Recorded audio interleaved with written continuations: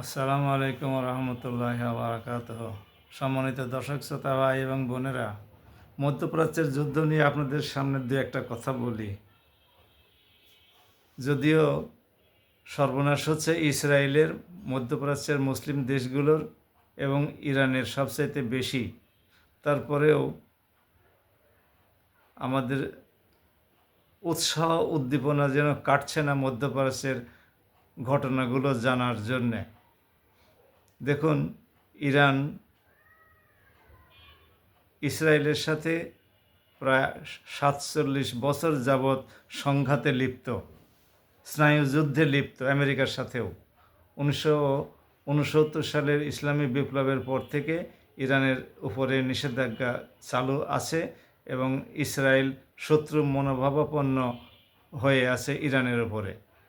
এরই মধ্যে মধ্যপ্রাচ্যের মুসলিম দেশগুলো নির্লজ্জের মতো সেই গোলাম আমেরিকার সাথে মুসলমানদেরকে বাদ দিয়ে কাফির মুশরিকদের সাথে গোলামির চুক্তি করে তাদের দেশে আমেরিকার সৈন্য ঘাঁটি এগুলো করার এবং অবস্থান করার চুক্তি করে রেখেছে, ব্যবস্থা করেছে। ইরান এই যুদ্ধের আগে এবং গত জুনের যুদ্ধের আগে, জুন 25 যুদ্ধের আগে এই সমস্ত মধ্যপ্রাচ্যের দেশগুলোকে সতর্ক করেছিল তারা যেন ইসরায়েলের ইরানের উপরে হামলা করতে মধ্যপ্রাচ্যের কোনো ঘাঁটি ব্যবহার করার সুযোগ না দেয়। যদি দেয় তাহলে মধ্যপ্রাচ্যের কোনো ঘাঁটি আর অক্ষত থাকবে না। এবারও তাই বলেছিল। জুন মাসে ওরকম শক্তভাবে বলে নাই, কিন্তু জুন মাসের হামলার পরে ইরান এইবার খুব শক্ত অবস্থানে ছিল। এরপরে মধ্যপ্রাচ্যের দেশগুলো আমেরিকাকে সতর্ক করে নাই, তাদের ঘাঁটি ব্যবহার করতে নিষেধ করে নাই এবং তাদের ঘাঁটিগুলো বন্ধ করে দিয়ে আমেরিকাকে চলে যেতেও বলে নাই।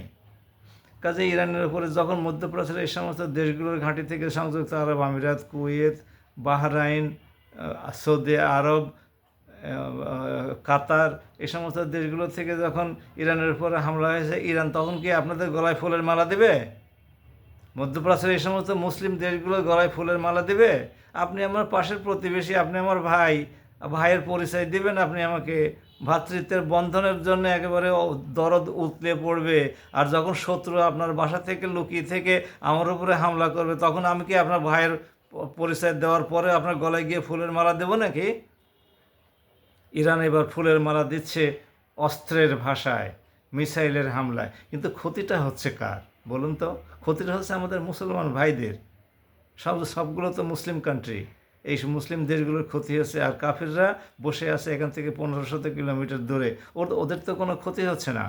কিন্তু মুসলিম দেশগুলোর প্রতি আমাদের অনুরোধ কাছে যে তারা আমেরিকাকে কেন বসিয়ে রেখেছে, যে আমেরিকা তাদের কোনো নিরাপত্তা দিতে সক্ষম নয়, যে আমেরিকা তা এখানে এসেছিল তাদের তেল সম্পদ লুট করার জন্যে, কম দামে তেল নেওয়ার জন্যে এবং ইসরায়েলকে ইরানের হামলা থেকে রক্ষা করার জন্যে, সুরক্ষা দেওয়ার জন্যে। এখানে মধ্যপ্রাচ্যের এই সমস্ত ঘাঁটিগুলোর উপরে যখন ইরান হামলা শুরু করেছে, তখন সমস্ত ঘাঁটিগুলো তারা নিয়ে চলে গেছে, সমস্ত অস্ত্রশস্ত্র, বিমান, রাডার, তারপরে হলো বিমান প্রতিরক্ষা ব্যবস্থা, সবগুলো স্যাটেলাইট, সবগুলো নিয়ে গেছে তারা ইসরায়েলে। মধ্যপ্রাচ্যে তো একটাও নাই এখন আর। তার মানে মধ্যপ্রাচ্যের এই দেশগুলো এখন অরক্ষিত।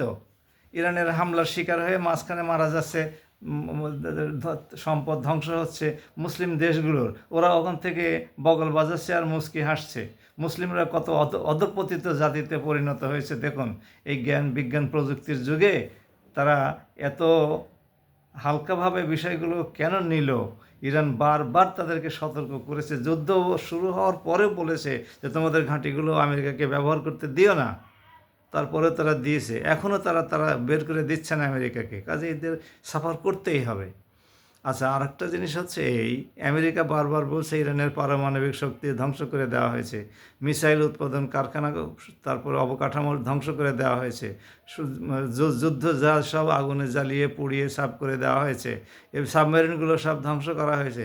তাহলে ওদের উপরে হামলা কিসের? পারমাণবিক যখন সব কিছু ধ্বংস করে দিয়েছে, তাহলে হামলা কেন এখন আবার? আজকে নাতানজ পারমাণবিক বিদ্যুৎ প্রকল্পের উপরে হামলা করেছে। ইসরায়েলও বলছে যে পারমাণবিক ক্ষমতা ইরানের শেষ। তাহলে আবার হামলা কেন? হামলা বন্ধ করে দাও। তাহলে তো যুদ্ধ থেমে যায়। তোমরা হামলা বন্ধ করে দিলে তো ইরান একতরফাভাবে কতদিন চালাবে? ইরানকে বিশ্ববাসী চাপ দেবে যে ওরা বন্ধ করেছে, তুমি বন্ধ করো না কেন? আসলে যুদ্ধের সময় কোনো দেশের কাছ থেকে কোনো বক্তব্যের উপরে বিশ্বাস করা যায় না। যতটুকু বিশ্বাস আমরা এখন করতে পারছি, ইরানের কথার উপরেই বিশ্বাস করতে পারছি। ইরান বলেছিল যে ইসরায়েলকে এমন জবাব দেব, আমেরিকাকে এমন জবাব দেব যা তারা কোনোদিন কল্পনাও করতে পারে নাই। আসলেও কল্পনার অতীত জবাব ইরান দেওয়া শুরু করেছে, এবং যুদ্ধ যদি না থেমে যায়, বন্ধ না হয়, তাহলে সম্ভবত আরও অকল্পনীয় জবাব এবং শাস্তি ইসরায়েল এবং আমেরিকা পাবে। আমেরিকার ঘাঁটিতে কী কী ক্ষতি হয়েছে? আমেরিকা এত মুক্ত স্বাধীনতার দেশ, সংবাদপত্রের স্বাধীনতার দেশ, আমেরিকার ঘাঁটিতে কী কী ক্ষতি হয়েছে আমেরিকা প্রকাশ করলেই তো পারে। প্রকাশ করেছে? প্রকাশ করে নাই। ইসরায়েল গণতন্ত্রের দেশ, অবাধ স্বাধীনতার দেশ, সংবাদপত্রের স্বাধীনতা একেবারে জান প্রাণ দিয়ে বিশ্বাস করে। লেবাননের কী ক্ষতি হয়েছে, হাইফাতে কী ক্ষতি হয়েছে, তারপরে নেভাটিম কী ক্ষতি হয়েছে, গ্যালালিতে কী ক্ষতি হয়েছে, এগুলো ইসরায়েল সংবাদ মাধ্যমকে জানায় না কেন? ভিডিও করতে দেয় না কেন? সংবাদদাতাদেরকে নিষেধাজ্ঞা দিয়ে রেখেছে কেন? সবগুলোই ভণ্ডামি, আসলে সবগুলোই দুষ্টামি। এই দুষ্টদের শায়েস্তা না করা পর্যন্ত এরা সঠিক পথে আসবে বলে মনে হয় না। কাজেই মুসলিম দেশগুলোর উচিত হবে ইরানের বিরুদ্ধে অবস্থান না নিয়ে, ইরানের পক্ষে অবস্থান নিয়ে এই শয়তানগুলোকে মধ্যপ্রাচ্যের দেশ থেকে ঝেঁটিয়ে বিদায় করা। এই তিন শয়তান, ভারতের প্রধানমন্ত্রী, আমেরিকার প্রেসিডেন্ট আর ইসরায়েলের প্রধানমন্ত্রী, এই তিনটা হচ্ছে বিশ্বের জন্য সবচাইতে বড়, শান্তির জন্য সবচাইতে বড় হুমকি। হ্যাঁ, রাশিয়ায় ইউক্রেন হামলা করেছে একটা দেশে, কিন্তু আমেরিকা যুদ্ধ করেছে বহু দেশে, একেবারে আফ্রিকা থেকে শুরু করে আপনার এশিয়া, ইউরোপ, সমস্ত দেশে, মধ্যপ্রাচ্য, সমস্ত দেশের যুদ্ধের একমাত্র কারিগর হচ্ছে এই আমেরিকা। এশিয়ার ভিয়েতনামে সর্বনাশ করে গেছে, কয়েক বছর ধরে তারা যুদ্ধ করে এখানে শোচনীয়ভাবে পরাজিত হয়ে নাকানি চুবানি খেয়ে চলে গেছে। আফগানিস্তানে 20 বছর যুদ্ধ করে প্লেনে ওঠার সময়ও 13 জন সৈন্যকে হারিয়ে এমন মার খেয়েছে যে পিঠ চাপড়াতে তারপর ঠোঁট কামড়াতে আমেরিকায় ফিরে যেতে বাধ্য হয়েছে। তো মুসলিম দেশগুলো যদি সব ইরানের পক্ষে আজকে অবস্থান গ্রহণ করে, তাহলে ইরানের কাছ থেকেও আমেরিকা পিঠ চাপড়াতে ফিরে যেতে বাধ্য হবে, এবং অবৈধ খুনি রাষ্ট্র ইসরায়েল কোনো দিন আর ফিলিস্তিন তথা মধ্যপ্রাচ্যের ছোট বড় কোনো মুসলিম দেশের সাথে চোখ তুলে কথা বলার সাহস পাবে না।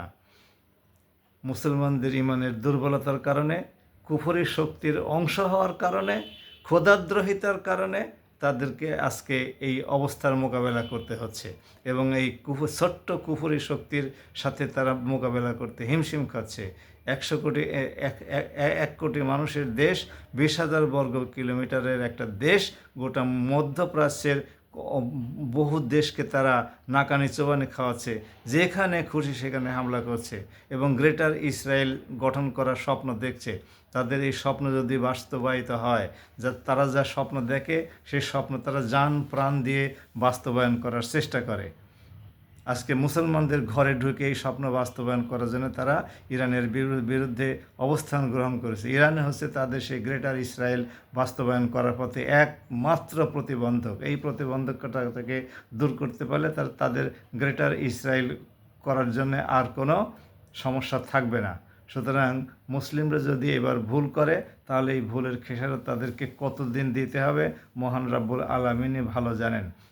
পৃথিবীর মধ্যে মুশরিকদের পরে সবচাইতে ইসলামের দুশমন হচ্ছে এই ইহুদিরা। এটা আল কোরআনের ভাষা থেকে আমি আপনাদেরকে বললাম। মুসলমানরা যারা আজকে জুব্বা পরে থাকে, তারা এগুলো সব জেনে শুনে তারা এই কাফিরদের সাথে, মুশরিকদের সাথে বন্ধুত্ব পাতিয়ে শাস্তি তো পাচ্ছে।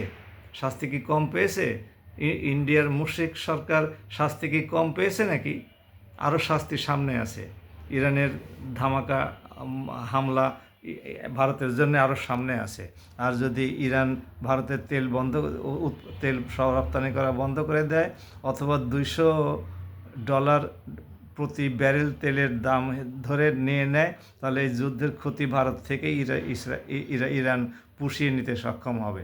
আসুন মুসলিম দেশগুলো সতর্ক হই, বাংলাদেশকেও সতর্ক হওয়ার আহ্বান জানাই। কাজে বাংলাদেশের চারপাশে মুশরিক একটা দেশ দিয়ে ঘেরাও হয়ে থাকা, সুতরাং বাংলাদেশ সাবধান না হলে বাংলাদেশের ভাগ্যেও ইরানের মতো পরিণতি কবে নেমে আসে আমরা জানি না। শুনতে অবাক লাগলেও, হাস্যকর মনে হলেও বাংলাদেশ যেন এটাকে গুরুত্বের সাথে বিবেচনা করে। অত্যন্ত কচুর পাতার পানির মতো অবস্থায় অবস্থান করছে বাংলাদেশ, এটা যেন সরকার স্মরণ রাখে। বাংলাদেশের পেটজীবী যারা নিজেদেরকে বুদ্ধিজীবী বলে পরিচয় দেয়, এ সমস্ত পেটজীবীরা যেন এটা মনে রাখে। তাদের নামের আগে মুসলমানের নাম আছে। যখন ওরা আসবে, তখন আপনি কি মধ্যপন্থী না কট্টরপন্থী নাকি ধর্মনিরপেক্ষ, কিচ্ছু বাঁচবে না। এক নাগাড়ে এক দিক থেকে তারা পিঠের চামড়া তোলা শুরু করবে। তখন আপনি ধর্মনিরপেক্ষ বলে চিৎকার করেও কোনো কুল পাবেন না। বোম্বাইতে যখন মুসলমানদের উপরে হামলা হয়েছিল, তখন কে প্রগতিশীল, কে ধর্মনিরপেক্ষতাবাদী, কে হিন্দুদের বন্ধু, কে হিন্দুদের সাথে কুটুমতালি করেছে, কিচ্ছু দেখে নাই। এক ধারসে পিটিয়ে গেছে এই হিন্দুরা। মুসলমানের বাচ্চারা যদি এটা শিক্ষা গ্রহণ করে তাহলে বাঁচবে, না হলে পরে সামনে খবর খারাপই আছে। সবাই ভালো থাকুন, চিন্তা করুন, ভেবে দেখুন, কমেন্ট করুন। আমার এই ভিডিওটি ভালো লাগলে লাইক করবেন। আমার চ্যানেলের নাম ডক্টর আতাউরস অ্যানালিসিস। আসসালামু আলাইকুম।